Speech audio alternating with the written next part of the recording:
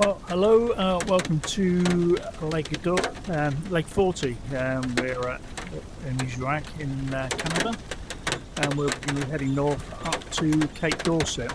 It's our penultimate leg across Canada. It's been quite a long air transit across there. Weather is currently, as you can see, quite sort of sleety, snowy. It's very wintry precipitation, so it's going to be quite a cold flight. I've noticed today, unfortunately, we don't seem to have Steve on board. I don't know why, but he's not there, so we're not going to go pilot with the sea today. Right, time to walk around.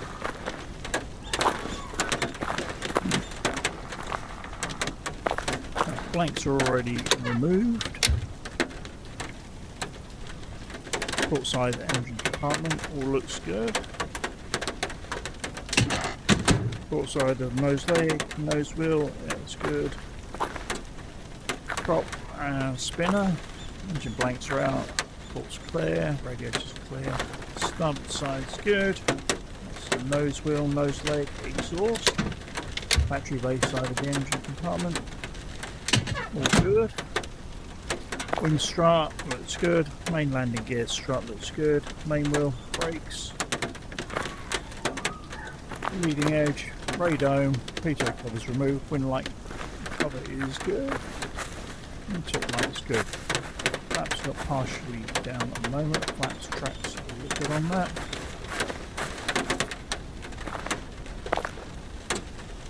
Landing gear is good, door is shut, tailplane leading edge is good, as is the aerial. Elevators trimmed to static widths, and rudder static widths looks good underneath. Port side looks good for aerials, elevators, static widths, and leading edges. Main entrance door is all closed, baggage compartment's closed. Main landing gear from the rear, and main wheel looks good. Flaps, tracks, runners. Good. Aileron, trim tabs, wicks, good. Wingtip light, leading edges, taxi light cover, no pitot fitted, no chocks in today. Wing struts, looking good. Main landing gear and main wheels all looking good. Alright, in we can go.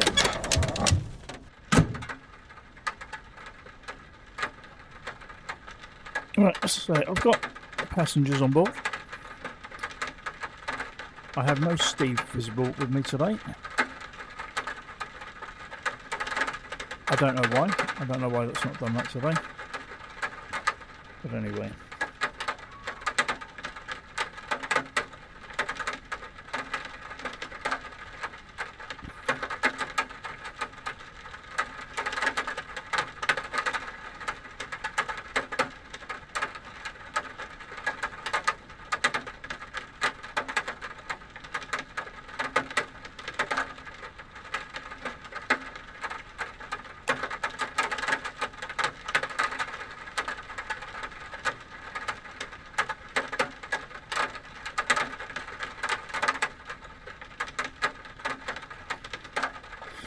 Right, batteries off, all switches are off, fuel's open, switches all off there, fuel is off. Can't do the checklist obviously because Steve's not here.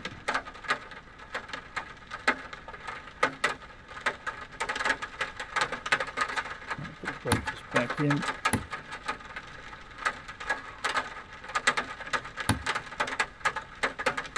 Battery on. Avionics one is on.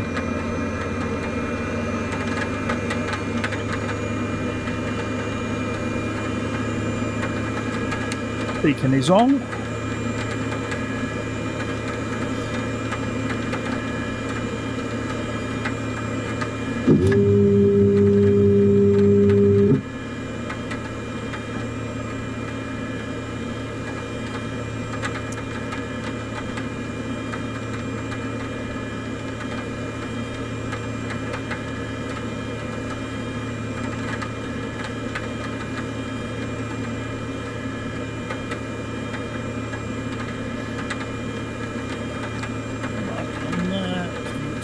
Okay, on this side, plenty of fuel.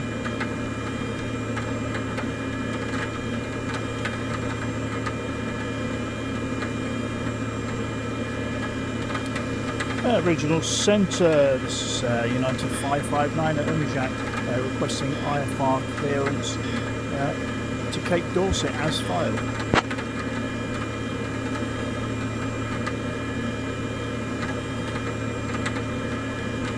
I'm working on that clearance. Stand by.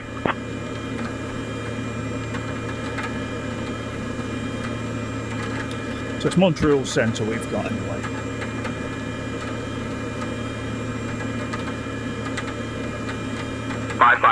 Cleared to Cape Dorset.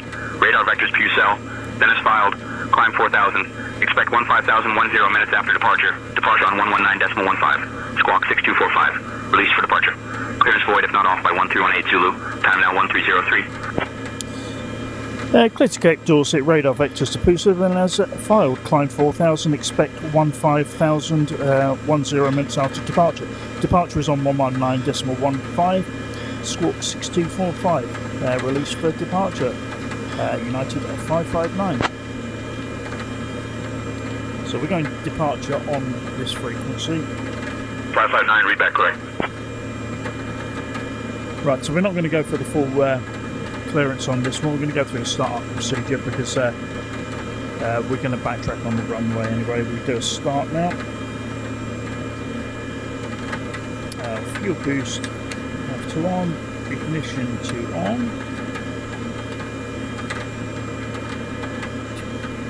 It's all off. Got fuels on.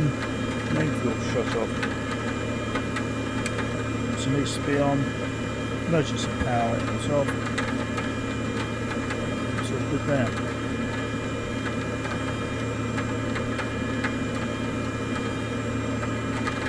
We'll be having the internal separator open today. The purpose of the internal separator, if you've got dusty or icy conditions, it allows those heavy mass particles to blow straight through and allows the air to bypass around rather than pushing it all through. So once we get started, we will do that. Right, clear right, clear left, going for engine start.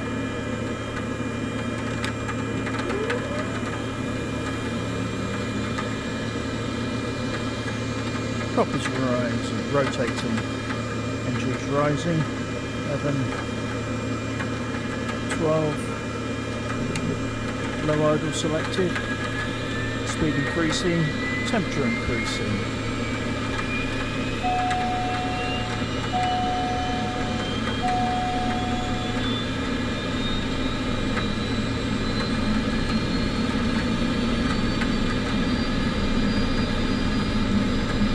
If the temperature's good, everything's well within range.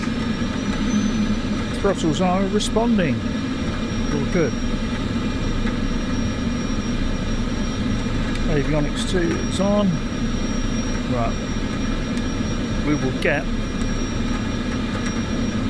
it on there now. We'll put the fluid control to normal. No smoking seatbelt. Cabin lights can go on.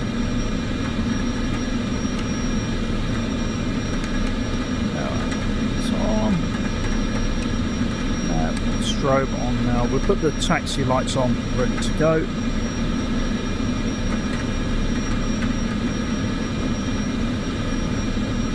Montreal Centre, United 559, ready for departure. Request backtrack runway 02 to Umiujaq.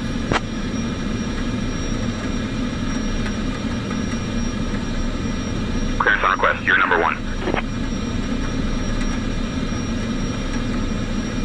Roger, United 559.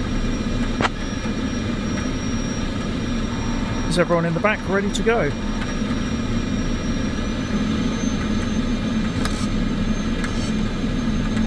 We're all buckled up and ready for adventure. Let's get this show on the road, or should I say, in the sky. 559, you're talking to clearance. Contact the airport frequency.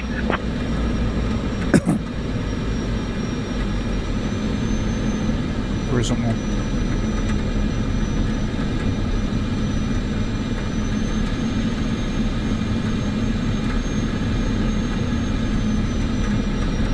6245 transponder. Let's turn transponder on.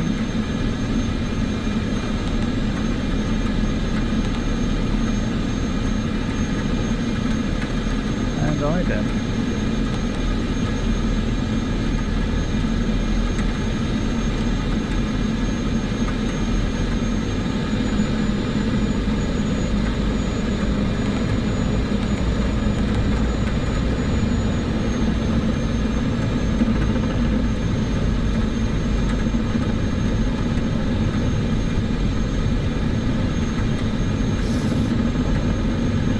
Just for the video, this is today. I'm doing this in real time. The time here, 13:08. The actual time at home now, so that's 4 hours off that.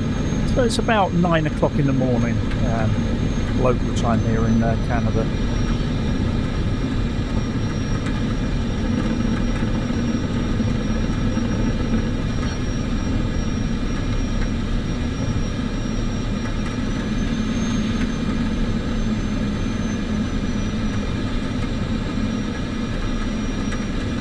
Myself as much room as possible there.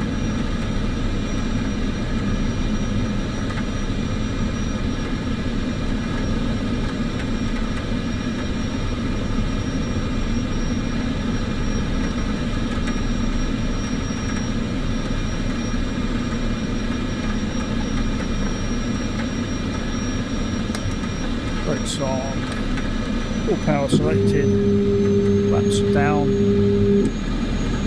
Landing lights are on. All the lights are on now. I'm going to set the bypass. On. Don't need the starter on now. Fuel boost normal. Ignition normal. In fact, we'll leave ignition on for takeoff. We'll take it off afterwards. Let's go. Powering up. Brakes release.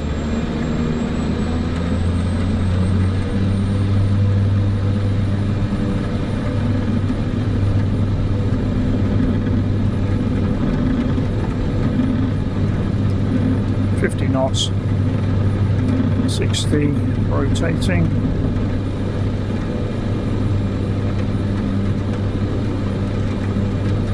Positive rate.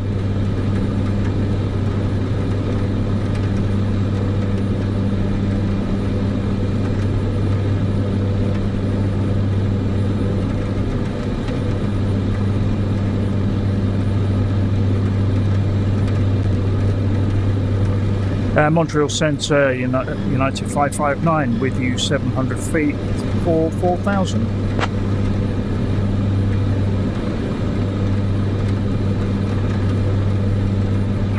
Radar contact, climb 15,000, turn left heading 175, vectors to Pucelle, then is filed. Climb 5,000 feet, turn left heading 175, and then vectors Pucelle, as filed, United 559. Don't know why I need to turn heading 175 for that.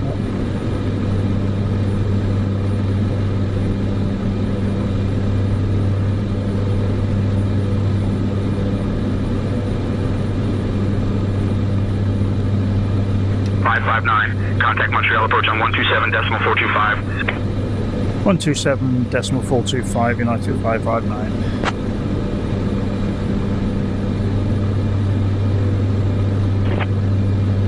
Speedbird 21 Bravo, Montreal Center. Can you please expedite your descent to flight level 340?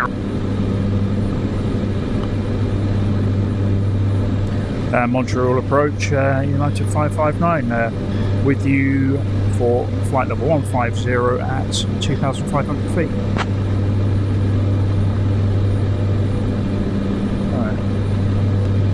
United 559, Montreal departure identified. Good morning, Umiujaq, altimeter 29904.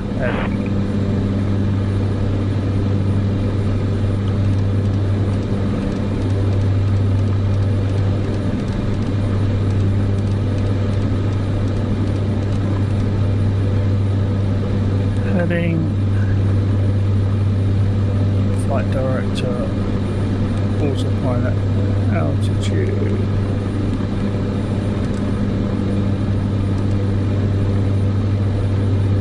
Altitude set.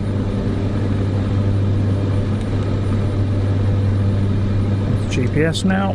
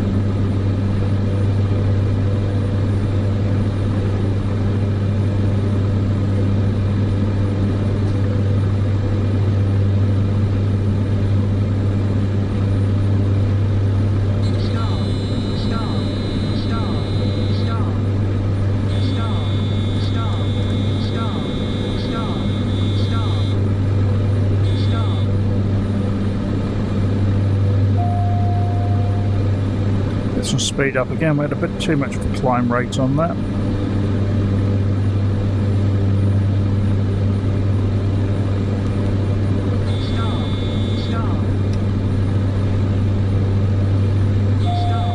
Doesn't seem to like the autopilot today.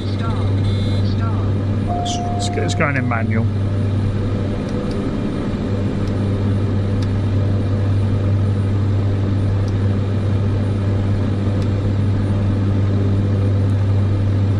Trim's well out now. It's tried to trim itself too much on there.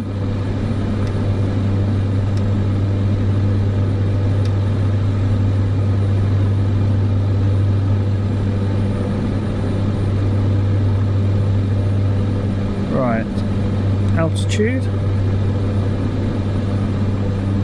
vertical speed, that needs to come down. Nowhere near that.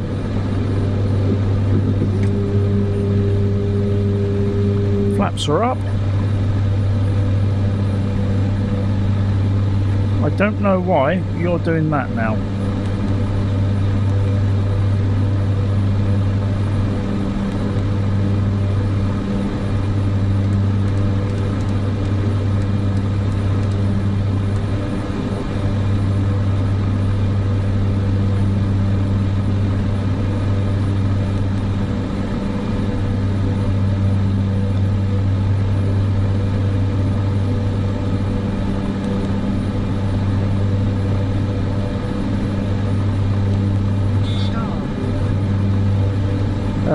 Why was that stall at 127 knots? That doesn't make sense.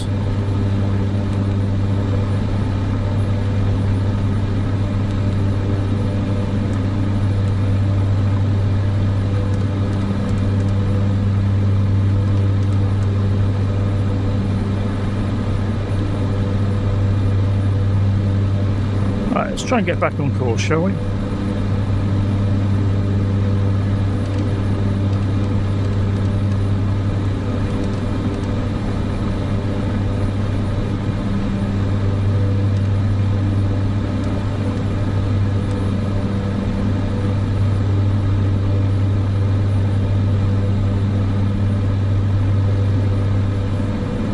Apologies for that bumpiness, folks.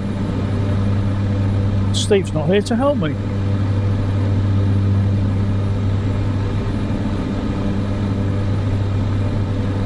Sarah, is everyone alright in the back?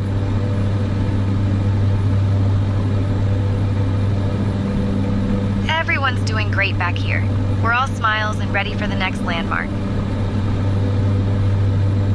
What is the next landmark?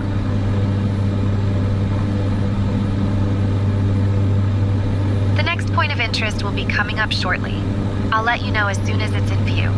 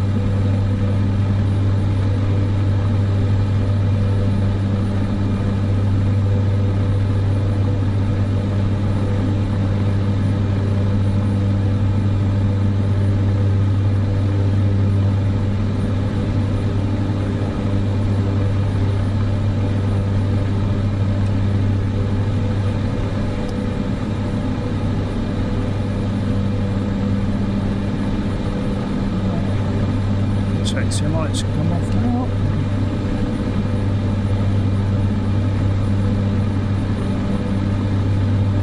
Right, hopefully we should be clear of any icing conditions here now that looks about the worst of the weather that we've just cleared over now.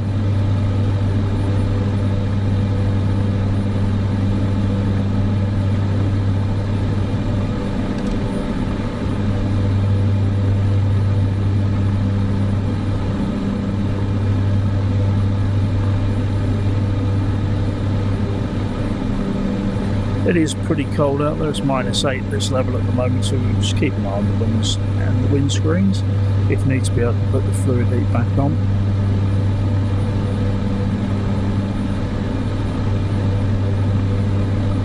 Right.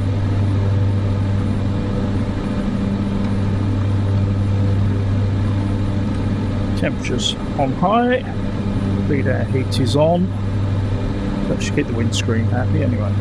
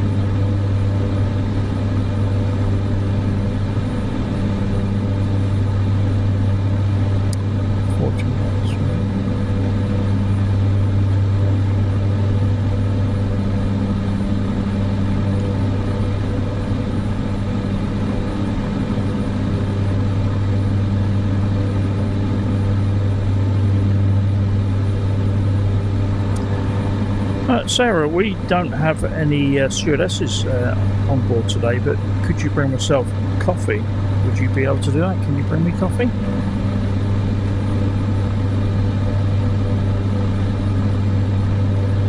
I'm flattered you think I'm that talented, but sadly, I can't bring coffee up to the cockpit. If I could, I'd be serving it with a side of aviation trivia. Well, can you just do the aviation trivia on its own then?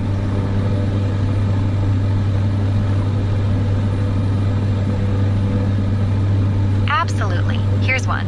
Did you know the world's busiest airport by passenger traffic is Hartsfield-Jackson Atlanta International Airport? It's held that title for over 20 years.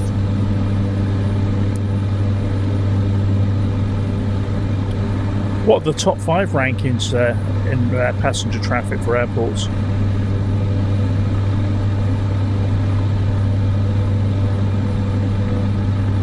The top 5 airports in the world by passenger traffic are Hartsfield-Jackson Atlanta International Airport, Beijing Capital International Airport, Dubai International Airport, Los Angeles International Airport, and Tokyo Haneda Airport.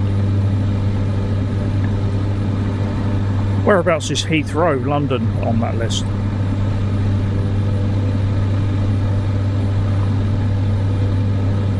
Heathrow Airport in London is usually ranked within the top 10 busiest airports in the world by passenger traffic, often around 7th or 8th place depending on the year.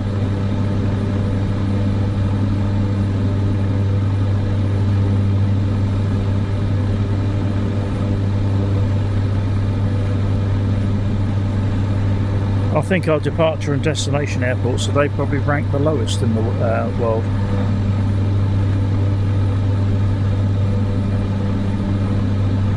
That's right. Smaller regional airports like ours usually see far fewer passengers compared to the world's busiest hubs. Missed the irony, I think.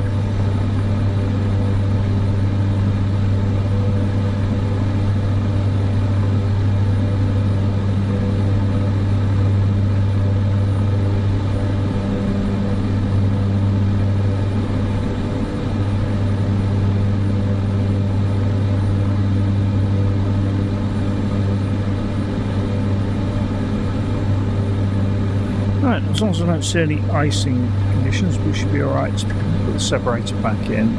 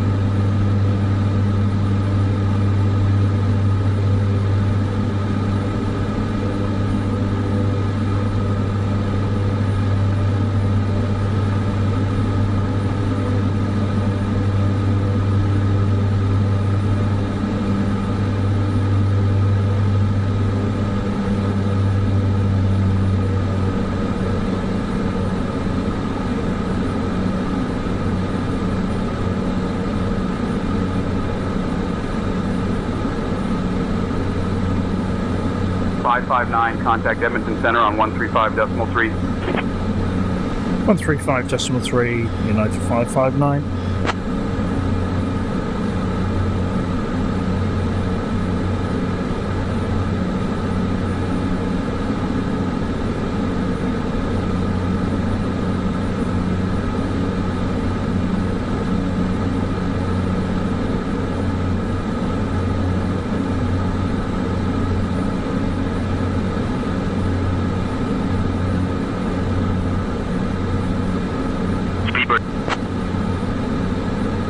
Edmonton Centre, United 559. Good morning, I'm with you at flight level 150.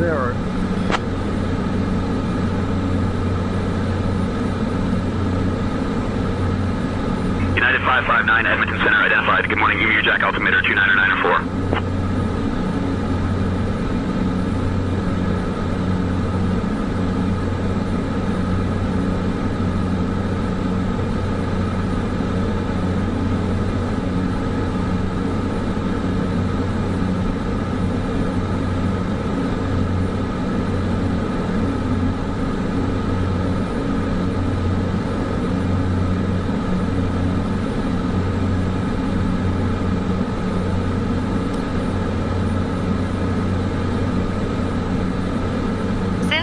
Any major landmarks right beneath us at the moment, let me tell you about Umiujaq Airport, which we passed not too long ago.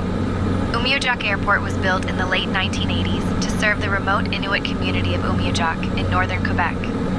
The airport is a lifeline for the area, as there are no roads connecting Umiujaq to other towns. Everything from groceries to mail comes in by air. The runway is gravel, which makes for some interesting landings, especially in the winter. Pilots flying up here get to experience some of the most pristine wilderness in Canada, with Hudson Bay nearby and endless stretches of tundra.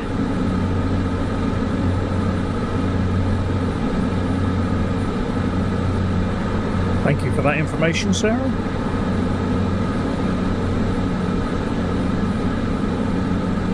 You're welcome.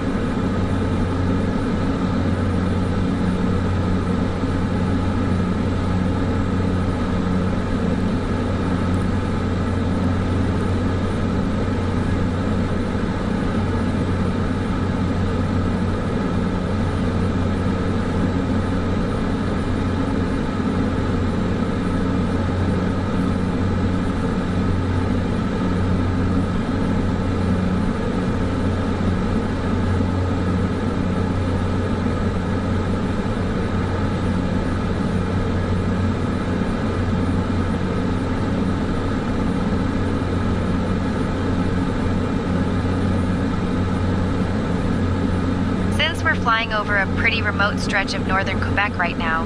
The closest spot of interest is the small community of Umiujaq, which we passed earlier. Umiujaq was established in 1986 when the Inuit people relocated from Kujuara Peak to avoid the effects of hydroelectric development on their traditional lands. The area around Umiujaq is known for its breathtaking tundra landscapes and proximity to the vast Hudson Bay. The town is only accessible by air, so the airport is a crucial link for supplies and travel.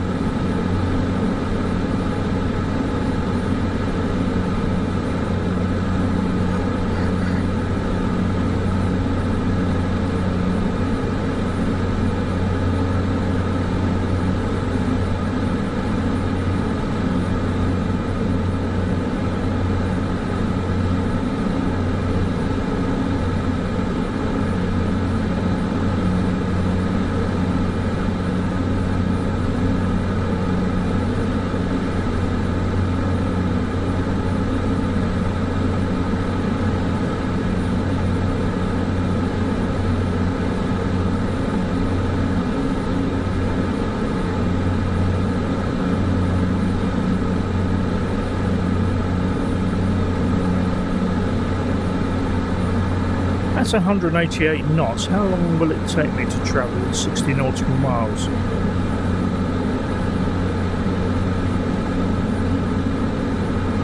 At 188 knots, it'll take about 19 minutes to cover 60 nautical miles.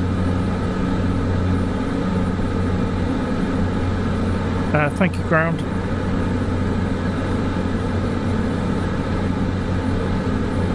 Say again, please.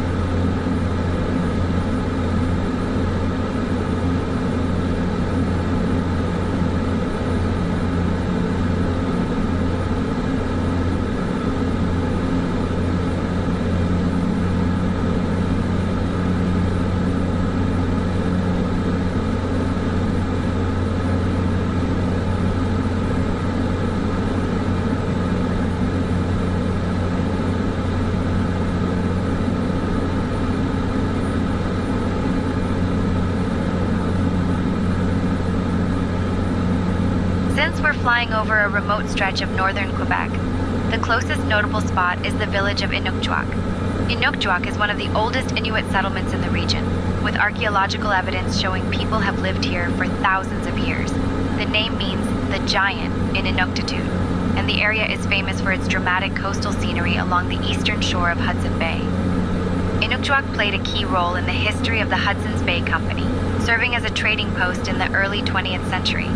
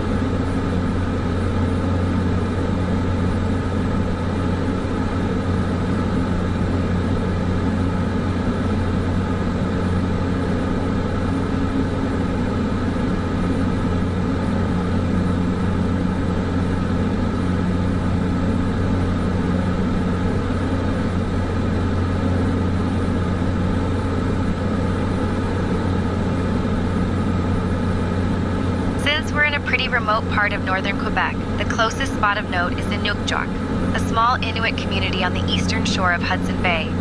Umiujaq is known for its dramatic coastal scenery and its long history.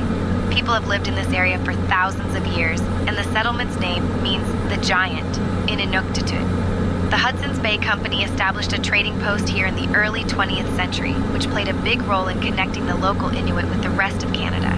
Umiujaq is also famous for being the starting point of the controversial high Arctic relocation in the 1950s, when several Inuit families were moved north by the Canadian government. Today, the area is a hub for traditional Inuit culture, and from the air you can spot the winding river that gives the town its name.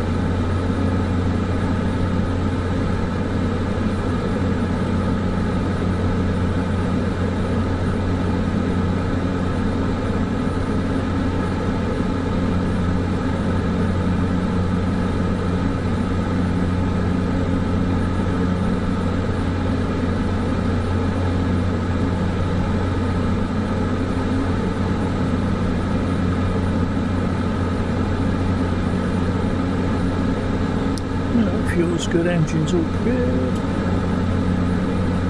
IC check. Looks good here. Fluid controller's off at the moment. The pitot heat's on.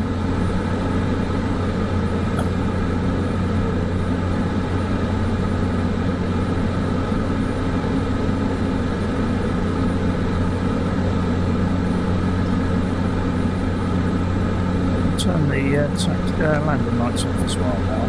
Don't need them on. High enough and clear enough now not to worry about that.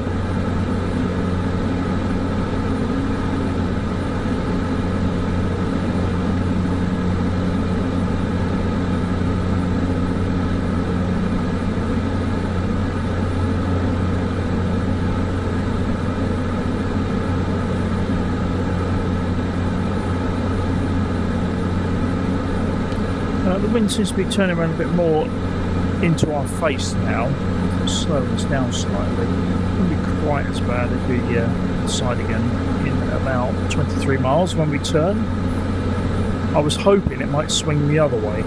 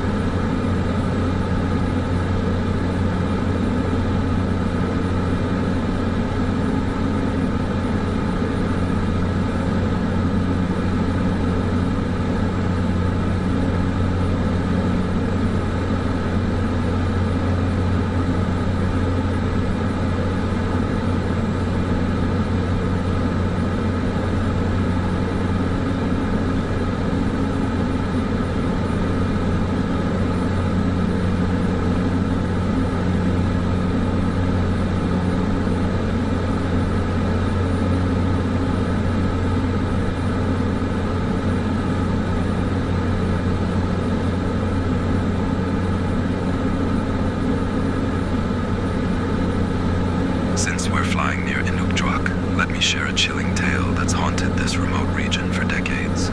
Back in the late 1970s, a local woman named Eliza Taktu vanished without a trace during a blizzard.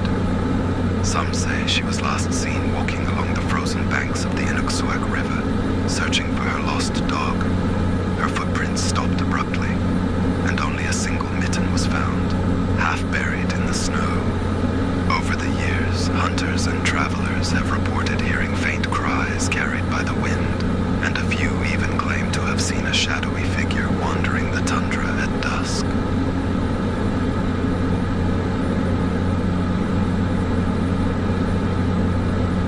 Well, that was nice. Thank you very much for that. Not sure which passenger that was. It looks like it may have been you.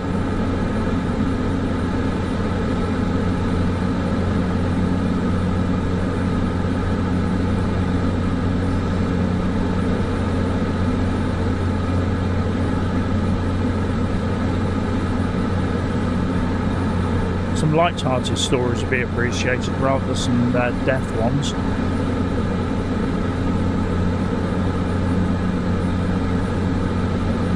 Absolutely. I'll keep the stories as cheerful as a sunny day at cruising altitude. No doom and gloom here, just the fun and quirky side of aviation and the places we fly over.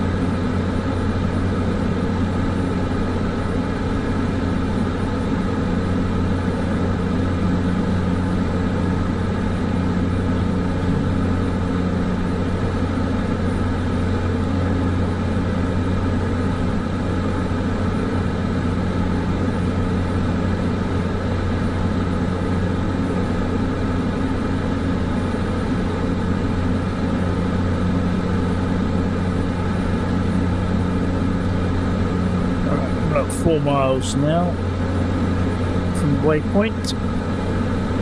Be changing from Lennart to Leiben. Leiben will be 83 miles. I'll probably do about 15, 20 miles and then change the video over. In the meantime, flight-wise, everything looks okay. There's no icing up here still.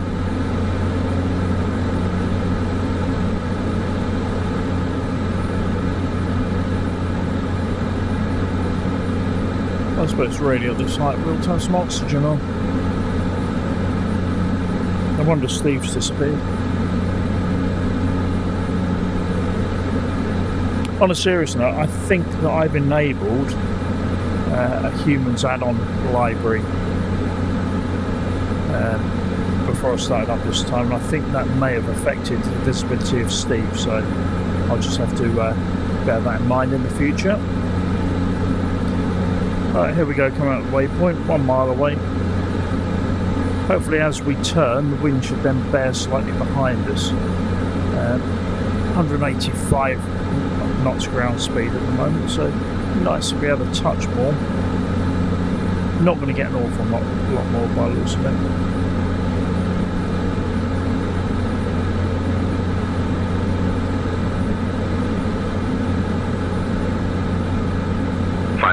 Contact Montreal Center on 119 or decimal 15. 119 at decimal 15. United 559. Good day.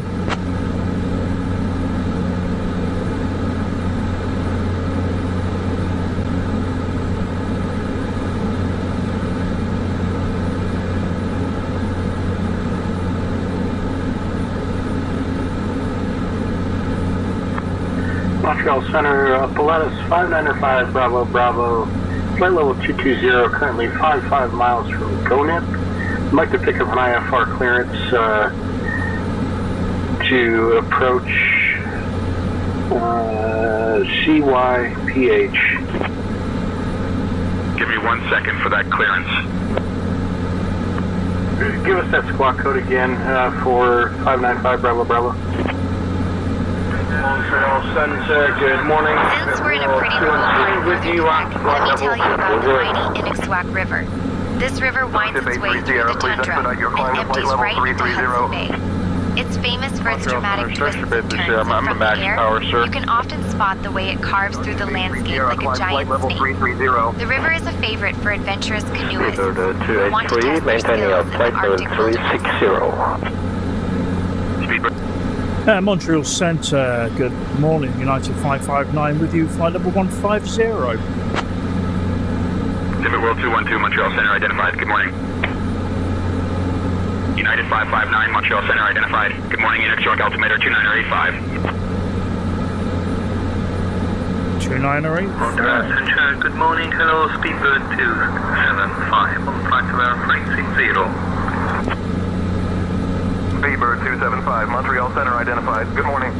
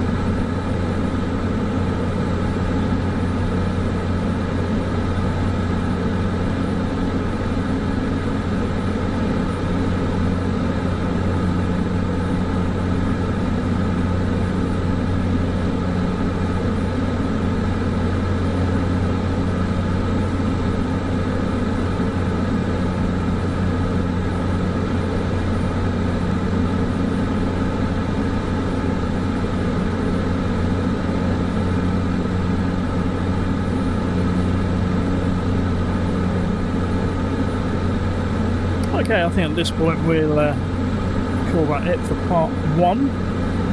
So I'll shut the video down on this one and see you in part 2. Since we're flying over northern Quebec, the closest notable spot is the community of Umiujaq.